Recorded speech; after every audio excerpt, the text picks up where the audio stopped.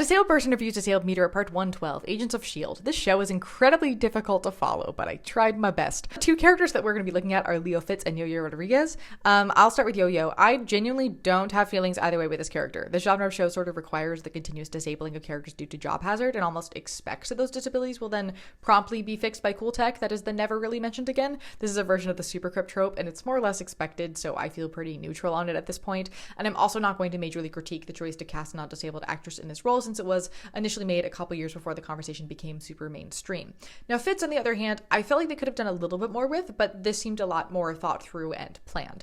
He has brain damage in his temporal lobe due to hypoxia, and you see him really struggle with it, but then as he heals and learns to accommodate himself, seems to sort of bounce back to a degree where you wouldn't know unless you knew, which some people might argue is erasure of some sort, or just to benefit the plot, but this can very much be how brain injuries actually work, because brains are very plastic and some damage can be temporary or otherwise accommodated for in a way that makes difference more invisible. At the beginning, we see him really struggle with aphasia, which are speech disorders, where he can't come up with the words he needs to use to express himself or explain things and gets continuously frustrated with it, but over time he's able to retrain himself. We also see him struggle with hallucinations, and all of these are things that worsen when he's stressed throughout the series, which I also felt was handled quite well.